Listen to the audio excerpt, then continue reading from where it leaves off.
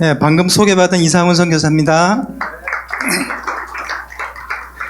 아마 여러분들은 서로 다 잘 아시는 것 같아요. 어디 갑자기 듣보잡 인물이 하나 나타나서 이렇게 앞에서 이렇게 많이 오늘 하루 좀 설치는 느낌, 굉장히 죄송스럽게 생각합니다. 그럴 만한 위치는 아니고요. MK라는 단어 자체를 너무 사랑하고 그들과 함께 지내는 시간이 많고 또 그렇게 거쳐간 아이들이 생각보다 성공한 친구들이 이 성공이라는 단어가 좀 어떻게 될지 모르지만 자리를 잘 잡은 친구들이 많아서 초기에 좀 일찍 조금만 신경 쓰면 우리가 아이들 키우는 건 결과가 달라지는데, 그래서 그 마음, 아주 간단한 마음입니다. 조금 일찍 시작했으면 좋겠다. 아이들 케어하는 거를, 아이들 방향 잡아주는 거를, 아이들의 생각과 마음과 그리스도인의 역할들을 해나가는데 우리가 현장에 계신 분들이 같이 만나서 조금만 일찍 하면 그들의 인생을 좀 더 나은 삶으로 바꿀 수 있지 않을까, 그런 마음으로 늘 고민하고 걱정하고 생각하다가 이번에 이 자리를 함께 하실 분들이 생겨가지고 하게 되었습니다. 제 소개를 잠깐 하자면은 저는 원래는 신학을 한 사람입니다.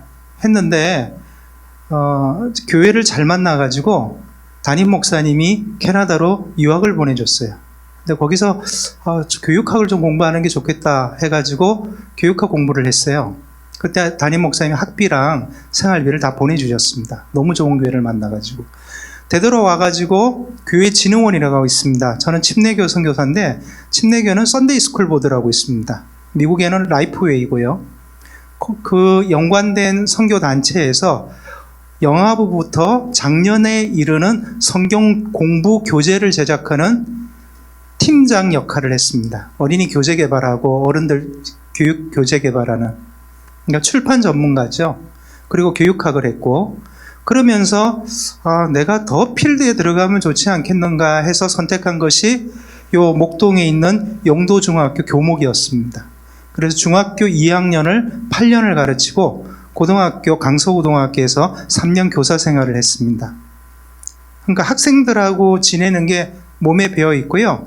제가 어떤 언어를 제일 잘하냐면 중학교 2학년 언어를 제일 잘합니다. 죽이고 싶은 2학년하고요. 죽이고 싶도록 대화를 잘합니다. 그냥 입이 거하게. 그리고 8년을 생활했는데 미국 선교부에서 베트남을 가면 좋겠다라고 이렇게 미국 선교사로서 이렇게 역할이 바뀐 케이스입니다. 근데 제가 오늘 요 첫 번째 얘기를 하고 싶은데, 오늘 한 세 가지 얘기를 하는데, 첫 번째 얘기가 뭐냐면, 미국 선교사가 미국 선교 부서에서 제가 일을 할 때 세 가지 코칭을 받았는데, 그 첫 번째 코칭이 뭐냐면, 간지 석 달밖에 안 됐는데 선교사로 갔는데 내 슈퍼바이저가 너 베트남에 얼마 정도 있을 거냐라는 질문을 했어요.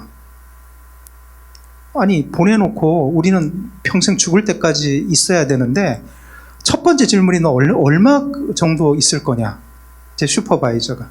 두 번째 질문이 뭐였냐면 너의 은퇴 계획을 지금부터 보고를 하라는 거예요. 그것까지도 오케이, 물을 수 있다는데, 세 번째 질문이 저한테 충격이었어요. 너는 코리안인데 네 아이가 어떤 랭귀지로 공부하는 것이 좋을 건지에 대해서 다음번에 만날 때 결정하라는 것이었어요. 그게 제 슈퍼바이저가 첫 번째 했던 거예요. 그냥 그래도 3개월 정도 지나고 다시 만났는데 똑같은 질문을 또 하는 거예요. 너 이 베트남에서 얼마 정도 있을 거냐? 너 노후에 대한 스케줄이 어떻게 되냐? 그리고 네 아이는 어떤 언어로 공부하는 게 좋겠느냐? 제가 교육학을 전공 안 했으면 그냥 넘어칠 수 있었는 건데, 아이덴티티가 중요하구나. 그리고 그 아이가, 우리는 이제 리엔트리라고 얘기하죠. 이 아이가 리엔트리 할 나라가 어딘지를 내가 결정해야 되는구나. 미국이냐, 캐나다냐, 아니면 한국이냐. 근데 그거 질문을요 1년 동안 받았어요. 1년 동안. 그때 제가 결정을 했어요.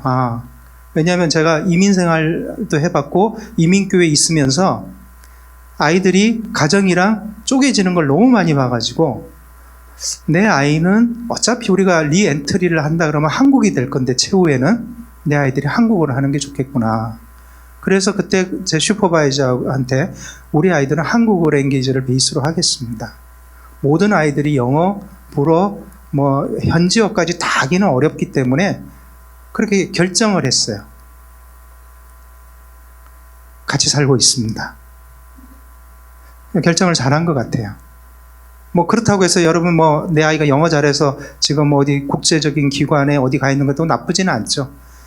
오히려 그것이 더 좋을 수도 있지만 우리가 실제적으로 커뮤니케이션 하는 대상이 결국은 내 정서와 내 영적인 부분을 포함해서 나의 삶을 행복하게 해주는 데 있다라는 거죠.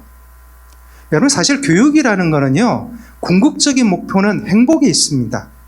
아이들한테 고등학교를 졸업하고 대학을 가라는 이유는 그 선택이 대학을 졸업했을 때와 고등학교 졸업했을 때보다는 선택의 폭이 넓기 때문이에요.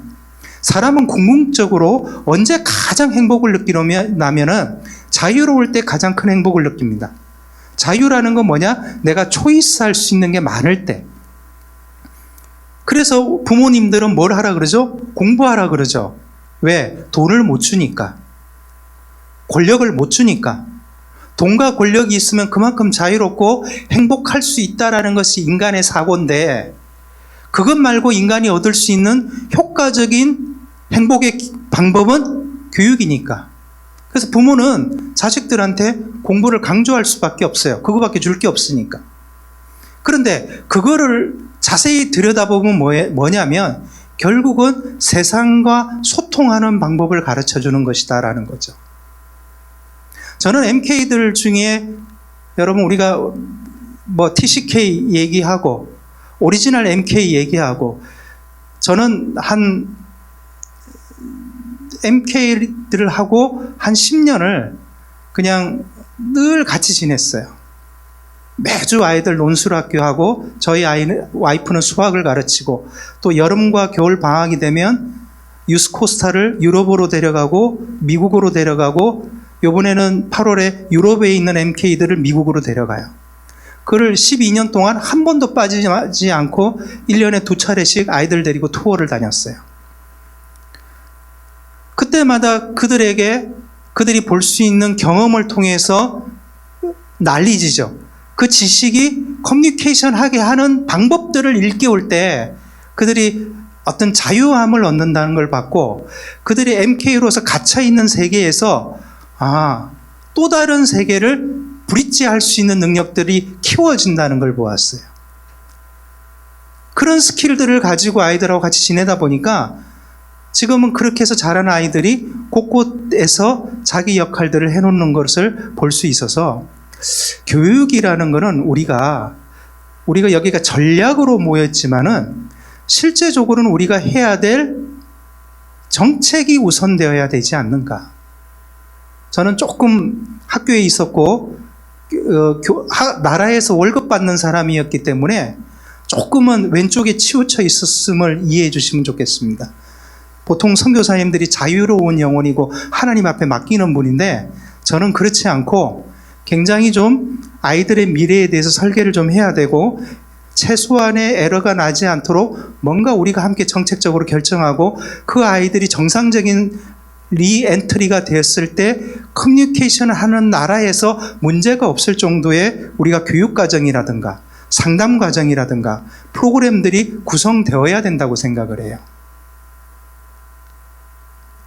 제가 3년 전에 코로나 기간 전후해 가지고요, 검사실에 MK 때문에 2번 갔고, 그리고 교도소에 MK 때문에 2번 갔습니다.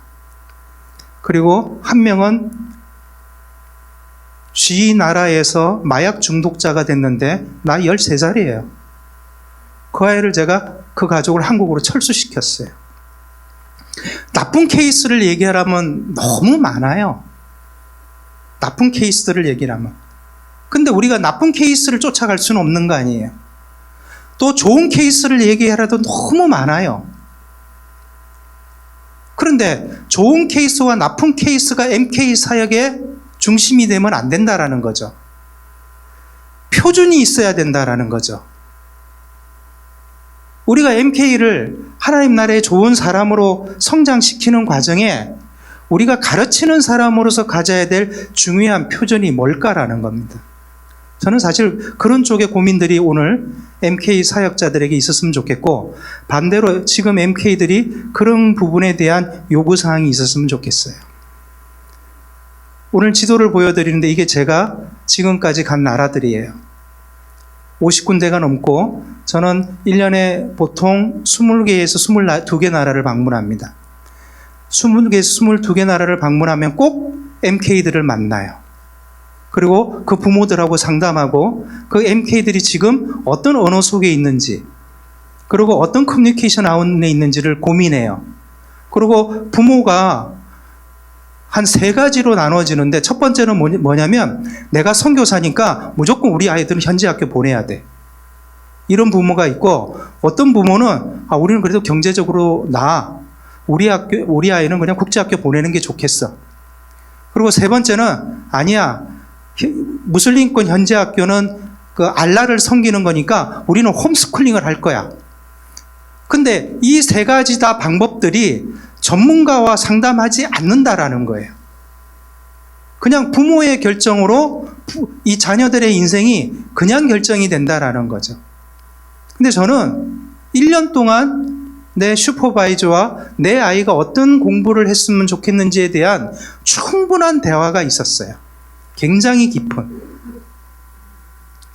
그래서 조금만 우리 선교사님들이 한 단계 좀 앞서 나가서 아이에 대한 선제적인 조치가 좀 되면, 우리가 사회적 비용이라고 그러잖아요. 나중에 발생하는 큰 비용들, 로스 나는 아이들, 우리가 좀 평균 저희가 그냥 한 30% 로스 난다 그러거든요. 로스 나는 아이들에 대한 좀 고민들을 좀 줄여보지 않을까. 그리고 또 한 가지 하고 싶은 얘기는요, 미국 MK, 프랑스 MK, 영국 MK, 네덜란드 MK하고 한국 MK는 달라요. 그들의 리엔트리는 하나예요. 그냥 가면 돼요, 자기 나라에.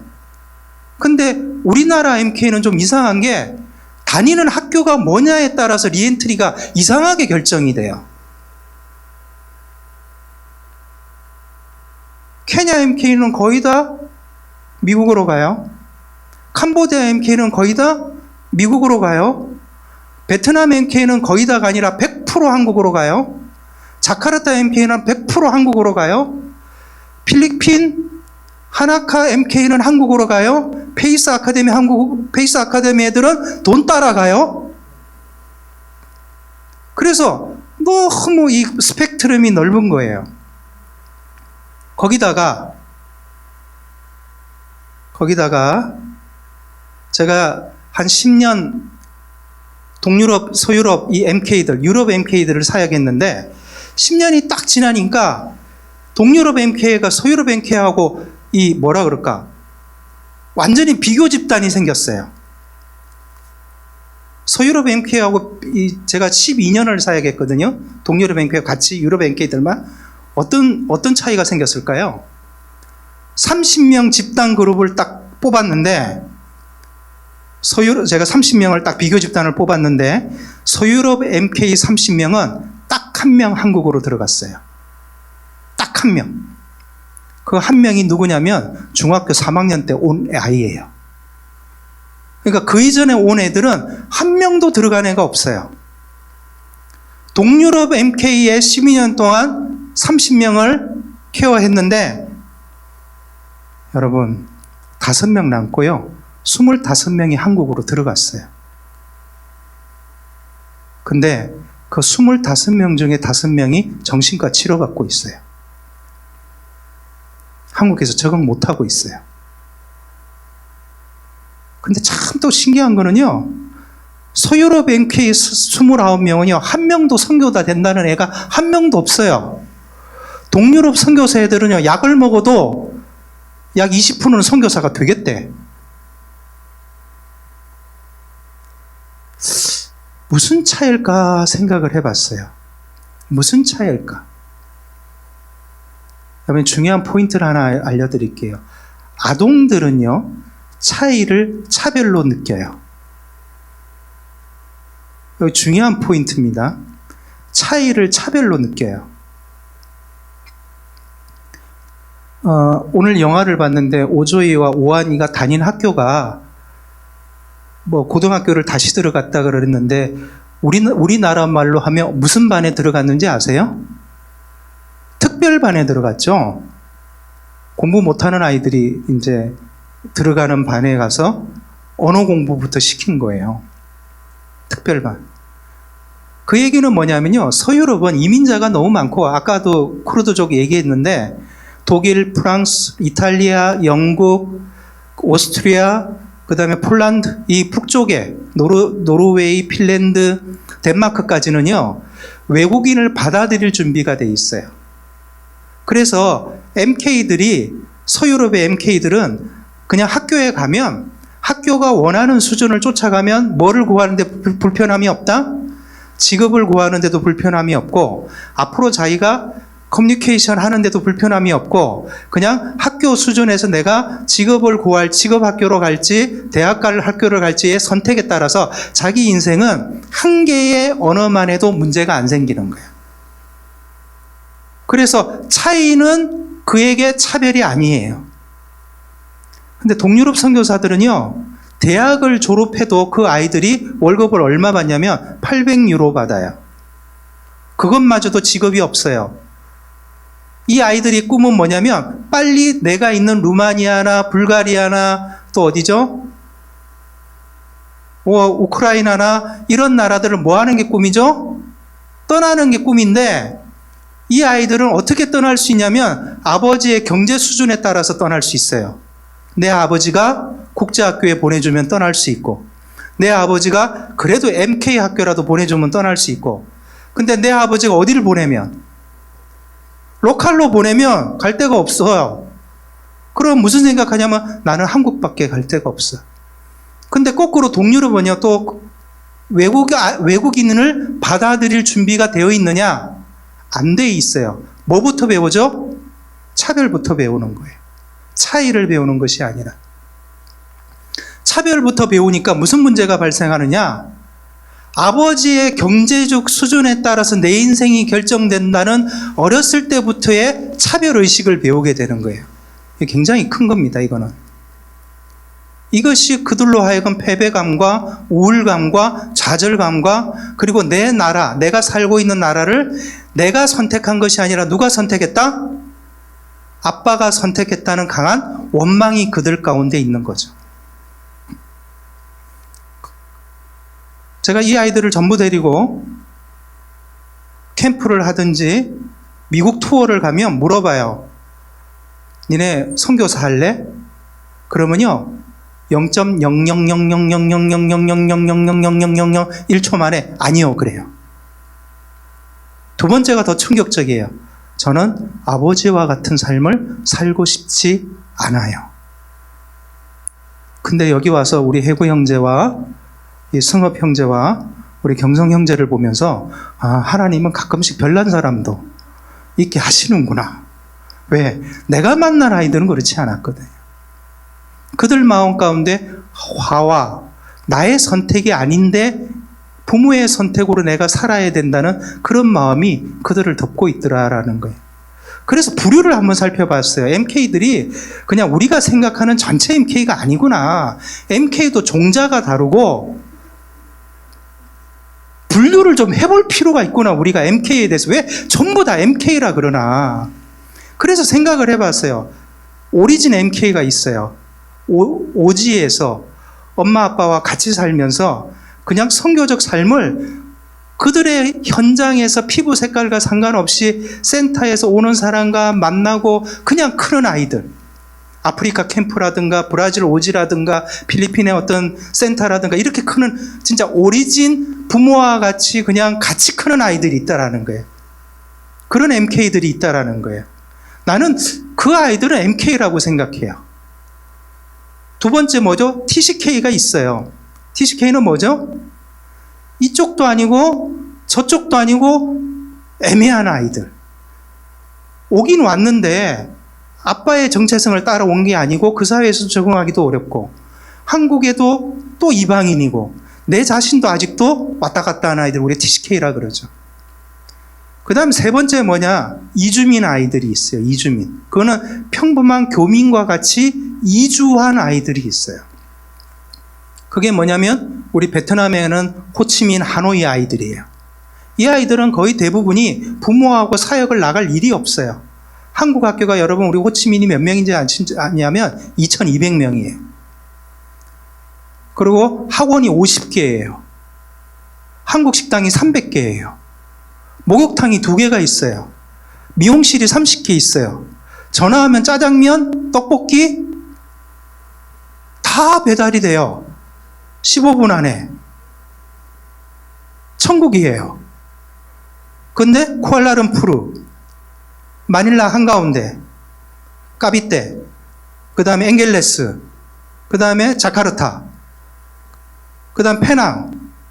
이렇게 큰 아이들은요, MK로 볼 수가 없어요, 정체성은. 제가 물어봐요. 니네 MK라 그러면 정말 미안한 얘기인데 자기들 MK라 그러지 않아요. 한국으로 와서도 아무 문제가 발생하지 않아요. 왜? 그 삶이 이주민의 삶이었다가 그냥 그 삶을 되돌아가기 때문에. 죄송한데 저희는 비행기가요, 하루에 코로나 전에 34대가 떴어요. 지금 18대 뜹니다, 하루에. 한국 가는 게요, 오레곤에서 오는 것보다 쉬워요. 그래서 늘 그냥 잠깐 갔다 올게 하면 엄마 아빠든지 애든지 일주일 갔다 오는 거는요, 아무것도 아닌데요, 왕복 비행기 값이요, 죄송해요, 19만 원이에요.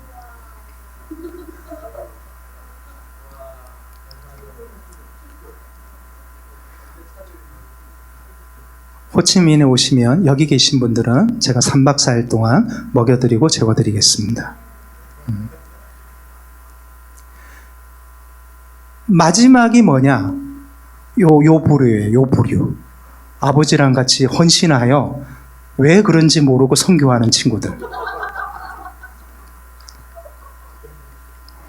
이걸 진짜로 봐야 될까요? 가짜로 봐야 될까요? 제가 지금 고민하고 있습니다. 기도하고. 저거 진짠가? 어떻게 저 상황에서 아버지처럼 사역한다고 고백하고 헌신할까? 역시 하나님은 살아계시구나. 은혜다. 그래서 우리가요, 조금 조정할 필요, 다 MK 아니에요. 그리고 MK라고 불렀다라는 자체라는 용어도 없었으면 좋겠어요. 여러분을 불렀지, 아빠 엄마를 불렀지, 애들은 부른 적이 없거든. 따라간 거지. 그러니까 지금이라도 기도하면서 생각해봐. 착각이 아닌지. 따라간 거거든. 그 저보고 욕할 수 있겠지만 저의 MK 사역은 딱 만나자마자 첫 번째 하는 얘기가 니네 부른 적 없어. 니네는 하나님 부른 적이 없어. 네가 잘 생각해봐. 이주민인지 아니면 TCK인지 아니면 정말 아빠 엄마 사역을 보면서 감동받아서 나도 그와 같은 삶을 살겠다고 다짐했는지.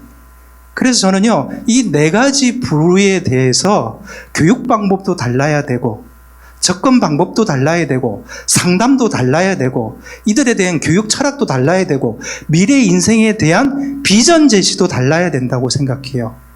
그런 애들을 다 한 곳에 모아가지고 니네 하나님 나라를 위해서 이 헌신된 일꾼이 되라.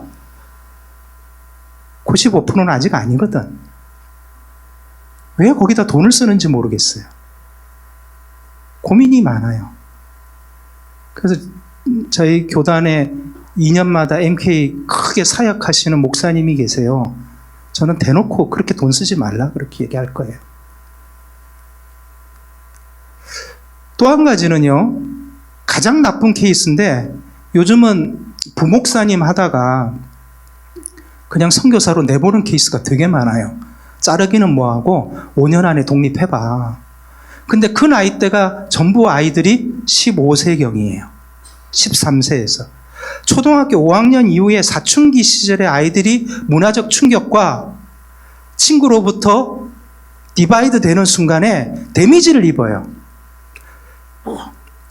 제가 강서고등학교 교사를 할 때 한 반에 2명 정도가 정신과 치료를 받았는데 왜 이 아이들이 정신과 치료를 받을까 하고 데이터를 뽑아보니까 목동이 학군이 좋아가지고 전부 중학교 3학년 때 일산, 광명, 이런 데서 전부 전학을 온 거예요, 목동으로. 그리고 목동에 강서고등학교 학교에 딱 오면서부터 애들이 사춘기에 그 호르몬과 정신적 충격이 결합이 되면서 우울증 환자로 다 변하는 거예요. 그래서 제발 교회에 좀 뭘 했으면 좋겠냐면 제발 부목들 잘라가지고 선교지로 좀 보내지 마세요. 얘기를 좀 하고 싶어. 왜? 애들이 다치니까. 그런 얘기를 해야 될 게 우리라는 거죠. 우리. 굉장히 위험하다라는 거죠. 그래서 이번 대회를 좀 답답하게 생각한 건 뭐냐면 우리가 전문가잖아요. 그리고 그런 경험들이 있는 분이잖아요. 그런 경험이 있고 그런 전문가들이 그런 데이터를 가지고 좀 이야기를 하고 그것을 좀 조직적으로 명문화시켜서 매뉴얼 작업을 좀 해야 되지 않을까. 제가 좀 도전 드리는 겁니다. 왜? 제가 학교 현장에서 8년 있어보고 선교제 현장에서 MK를 10년 가르쳐 보니까 조금만 우리가 전문가들이 함께 모여서 그런 논의를 하고 그것을 데이터화하고 그것을 가지고 얘기하면은 좀 로스되는 아이들이 없어지지 않을까. 그리고 리엔트리를 되는 애들은요 50%예요. 그런데 우리의 에너지가 이 리엔트리의 애들한테만 모든 에너지가 제 느낌인데 90% 돈 쓰는 느낌이에요. 90%. 실제로는 사역 현장에서 더 배려하고 더 방향을 잡고 더 가르쳐야 돼요. 안에서 사역하시는 분들은 정말 죄송합니다. 안에서 계신 분들은 정말 죄송해요. 그렇지만 소중한 자원에 대한 효과적인 배분을 위해서는 밖에와 아내가 같이 협력을 해서 한 방향으로 정책을 세워나가는 것이 굉장히 중요하다라는 거예요. 그리고 또 한 가지는요, 여러분, MK 사역이라고 표현하는 그 내용의 사역은 우리에게 시간이 얼마 남지 않았습니다. 6년 지나면 20대 이하의 MK는요, 이제 존재하지가 않습니다. 제가 데이터를 하나 보여드릴게요.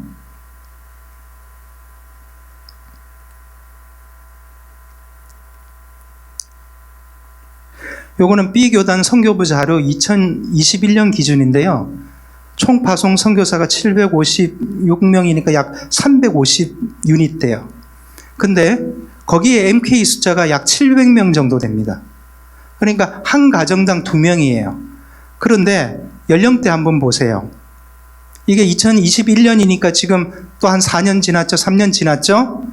MK들이 어디에 머물러 있냐면요. 18세부터 요 24세 사이에 있어요. 그러니까 지금 요 45세들은요.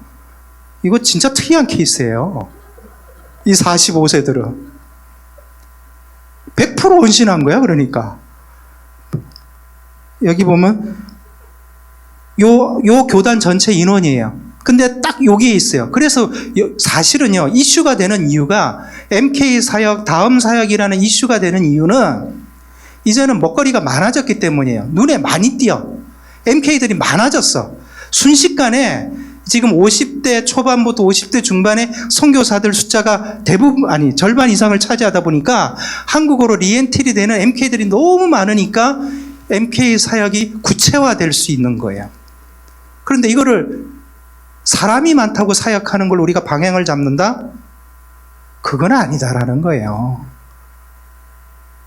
전문가들은 명확한 방향과 대안과 철저하게 그걸 구조적으로 제시할 필요가 있다라는 거예요. 이제 초보들이, 죄송해요. 또 말이 거칠어진다. 이런데 경험이 없는 분들이 갑자기 등장해서 이 일을 또 시작한다? 아니다라는 거예요. MK 네스트한테 물어봐야죠. 콤캐드한테 물어봐야죠. 그래서 강사가 사실은 MK 네스트가 되고 콤캐드가 돼야 되는데 한국에서 그것이 경쟁자가 되면 안 되죠.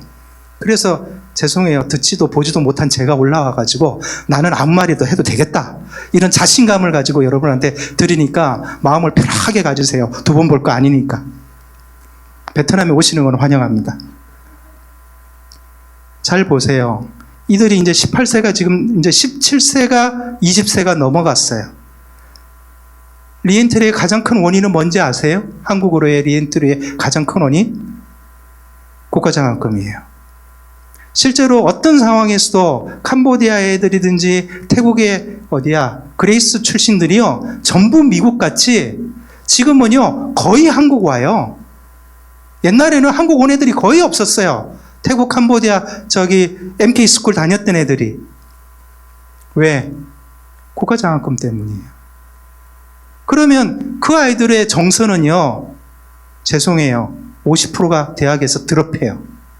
정확해요. 성대를 들어가든지, 연대를 들어가든지, 50%가 드롭해요. 뭐의 문제죠? 날리지 앤 커뮤니케이션의 문제가 발생하기 때문에. 우리는 그걸 아이덴티티 프로블럼이라고 그러죠. 그러면 우리가 받을 준비를 해야죠.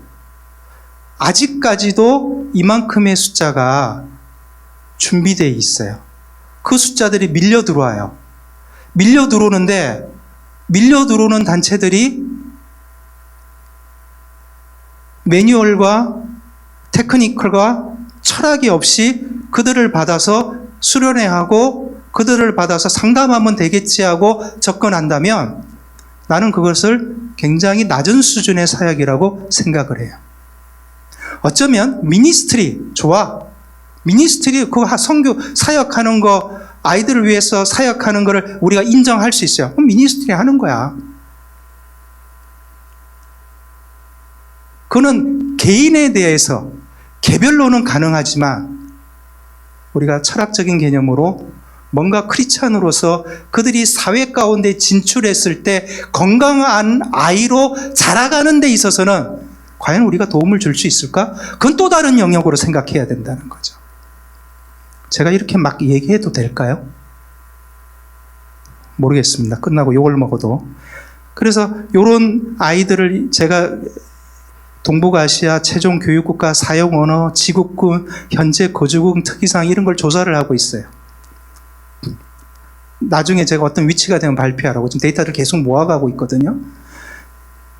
세상에서는 성공했다는 개념이 세 가지예요. 첫 번째 개념은 뭐냐면 이 아이가 어떤 직업을 가지고 있느냐. 어떤 직업을 가지고 있느냐. 그걸로 따져요. 두 번째는 이 아이가 어디 살고 있느냐. 세 번째는 이 아이라 그러면 이상하네. 이 사람이 인컴이 얼마냐. 그래서 그 세 가지 가지고 그 사람의 성공 여부를 평가해요. 자, 우리는 리엔트리 또는 TCK 또는 오리진 MK 아니면 실제 헌신자들을 네 부류로 나눴을 때 우리에게 있어서 성공은 뭘까요? 제가 질문 드리는 겁니다. 우리에게 있어서 우리 사역으로 우리 아이들을 바라봤을 때 이 아이들이 성장했을 때 과연 우리는 이 아이들을 뭘로 성공으로 볼 것이냐라는 거예요. 오늘 그 질문을 굉장히 중요하게 하고 싶어요. 우리는 우리가 하는 일에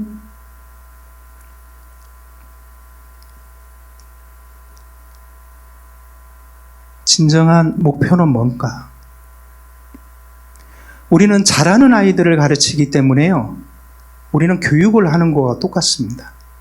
교육은요, 목표를 가지고 있습니다. 혹시 여기 학교 교사 출신 계신가요? 대한민국 교육 1원칙이 교육 목표가 뭔지 아세요?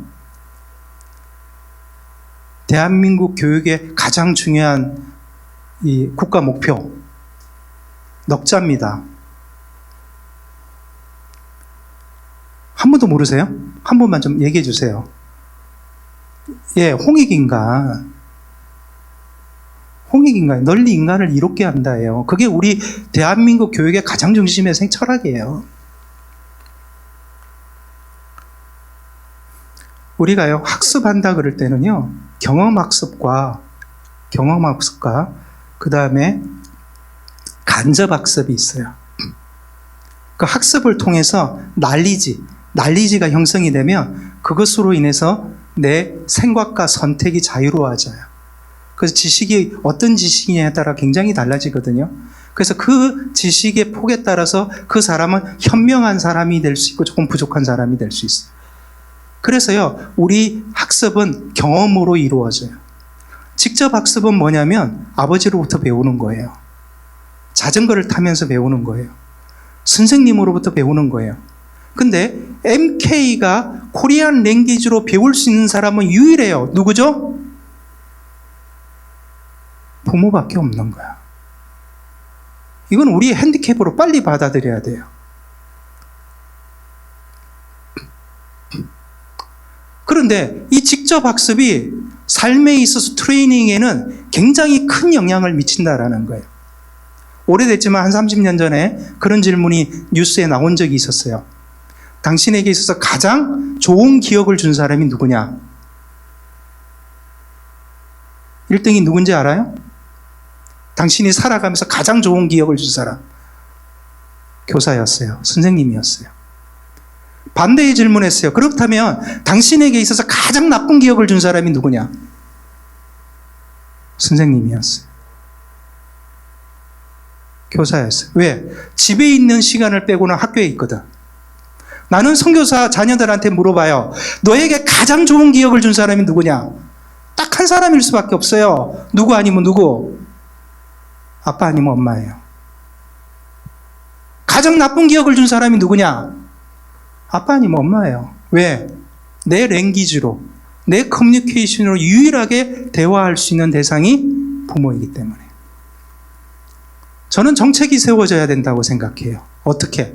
파송단체와 파송교회와 파송선교사 그 가정이 내 아이의 교육을 전문가가 참여한 내 포인트가 모여가지고 내 아이의 미래에 대해서 함께 지속적으로 고민하는 모듈 또는 시스템 또는 프로세싱 이런 부분의 고민들이 함께 이루어져야 한다는 거예요.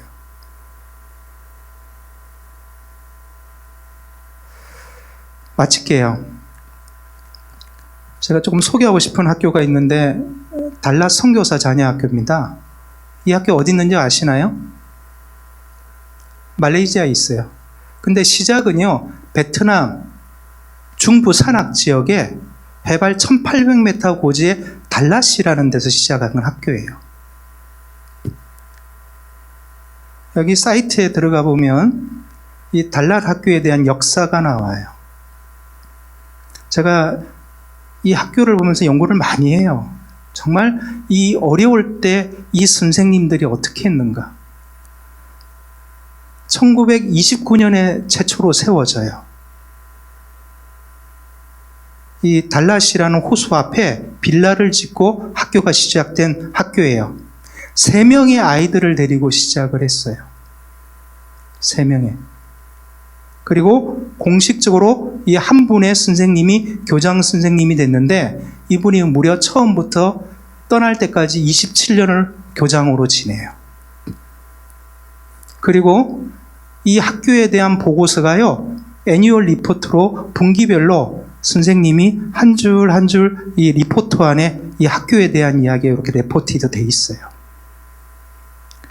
더 중요한 거는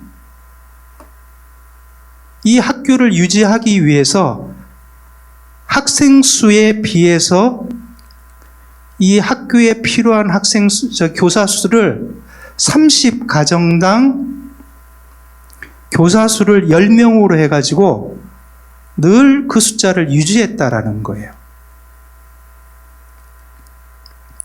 제가 이 레포트가 이 사람들이 굉장히 자료들이 좋아요. 이걸 매달 이렇게 보면서 베트남 선교를 어떻게 해야 되는지 제가 번역해서 읽거든요. 읽을 때마다 깜짝깜짝 놀라는 거는 이들이 그냥 선교하지 않았다라는 거예요. 이런 내용들 하나하나가 전략과 방법, 그리고 여기 이제 달랏 학교에서 교사가 절실히 필요할 때 하나님은 놀랍게도 교사들을 충원해 주셨습니다. 새로운 교사들 명단이 나오죠. 그리고 전문가들이었어요. 전부. 교육학을 전공한. 그리고 그 당시에 교장 선생님이에요. 그들에 대한 애틋한 마음을 이 안에 담고 있어요. 1966년에. 근데 그러면 더 앞에 이 사람들이요, 얼마나 되냐면 이 레포트를 이게 첫 번째 레포트가 1923년 1월부터 이 레포트를 기록한 거예요. 이 사람들이 1889년에 들어왔거든요. 근데 이런 레포트를 기록하면서 아까 제가 29년의 학교를 세웠다 그랬죠. 이 30년의 이 학교에 대한 스토리가 이 30년에 나오는 거예요. 그런데 재밌는 거는요, 이런 정책이 베트남만 이렇게 했던 것이 아니라 한국도 이런 부분에 대해서 우리가 장로교 1885에 들어와요. 그리고 실제적으로 장로교가 그 아펜젤러 원두가 1888인가 1889에 들어오잖아요. 실제로 학교 사역하고 한 거는 그거예요. 근데 1891에 이렇게 장로교가 사역을 어떻게 할 건지에 대한 레귤레이션을 세우고 Standing Rules by Laws Korean Mission, 그리고 자녀 교육까지 어떻게 해야 될지를 이 안에 담았다라는 거예요. 저 이거 프린스턴 가서 카피해 온 거예요. 그 다음에 감리교권은 예일 가서 카피해 왔어요. 1912에 아펜젤러가 1889에 왔으니까 1992에 코리안 애뉴얼 레퍼런스 해가지고 1912년부터 이들이 스탠다드한 스탠다드한 매뉴얼들을 이들이 작성을 했다라는 거예요. 저는 미국이 좋아서 미국이 제대로 해서 따라가자는 것이 아니에요. 아이들 교육만큼은 이거는 정도를 가야 된다고 생각해요. 원칙이 있어야 된다고 생각하고 모든 단체가 합의해야 될 부분이 있다고 생각해요. 그냥 개인이 미니스트리에 물론 오케이. 그러나 그 이상을 우리가 고민하고 아이들의 리엔트리의 부분에 조금 더 고민한다면 오늘 모인 여러분들이 적어도 책임 있는 사람이라면 그 다음 단계를 진행할 필요가 있다. 그거에 공감하신다면 이번 컨퍼런스, 이번 전략회의 자체가 조금 더 고민하는 자리가 되기를 부탁을 드리겠습니다. 그리고 전략은요, 정책에 따라서 전략이 나오는 겁니다.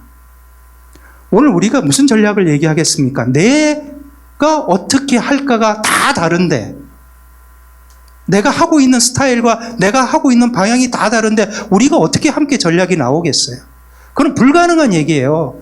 여러분 여기 오실 때 어떤 분명한 이유를 갖고 오셨을 거예요. 그냥 모인대더라. 저는 그 정도 수준으로 끝난다면은 다음에 이런 대회를 안 하고 싶어요. 그런 대회에 질린 사람이에요. 저는 전 세계의 선교대회를 다 가봤어요. 정말 질릴 대로 질려가지고 이번만큼은 특별히 아이들만큼은 그렇게 모이지 말고 우리가 현장에서 최소한 그 일을 하고 있는 사람들이 모여서 고민을 하는 장소면 되면 좋겠다고. 그래서 얘네들의, 미안해요. 40살 넘었는데. 훌륭하게 큰 이 친구들의 얘기를 좀 들어보고 평가를 좀 받자. 우리가 시험 치는 자리가 좀 됐으면 좋겠다. 우리가 정답일까요? 이들이 정답일까요? 저는 이들이 정답이라고 생각해요. 이들이 아니라면요, 아닌 거예요. 그렇다고 해서 지금까지 해오신 여러분들의 노력을 제가 폄하하거나 무시하는 건 아니고, 지금까지 해오신 여러분들의 노력이 있기 때문에 저 같은 사람이 지금 갑자기 나와가지고 조금만 더 같이 가실 수 있을까요? 부탁을 드리고 좀 더 양해를 구하고 좀 더 함께하면 로스나는 아이들이 없을 것 같아요 하는 안타까운 심정으로 여러분 좀 오세요. 이번에 같이 만나서 그런 얘기를 좀 하고 나눴으면 좋겠습니다. 그런 부탁의 자리입니다. 함께 해주셔서 고맙습니다. 제가 잠깐 기도하고 마치겠습니다. 고마우신 하나님 아버지, 여기에 전문가들이 모였습니다. 일생을 하나님 앞에 헌신한 사람들이 모였습니다. 바로 하나님의 자녀들입니다. 우리가 모여서 하는 이 시간을 헛되지 않게 하시고 함께 고민하게 하시고 우리의 고민이 좀 더 나은 그리고 좀 더 건강한 아이들이 하나님 앞에 헌신할 수 있는 기회가 된다면 그것이 우리의 사명이고 우리의 역할인 것을 고백합니다. 이번 대회가 서로에게 그런 격려가 되는 모임이 되게 하여 주시옵소서. 그리고 지금까지 애쓰고 고생하고 마음 쓰고 눈물을 흘리며 이 사역을 지켜온 우리 선교사님, 그 마음에 풍성한 위로와 은혜를 더하여 주시옵소서. 그리고 아직도 외로운 땅에 살아가고 있는 선교사와 그 자녀들에게 하나님의 위로와 평강을 더하여 주시옵소서. 감사드리며 우리 주 예수 그리스도 이름으로 기도드립나이다. 아멘. 고맙습니다.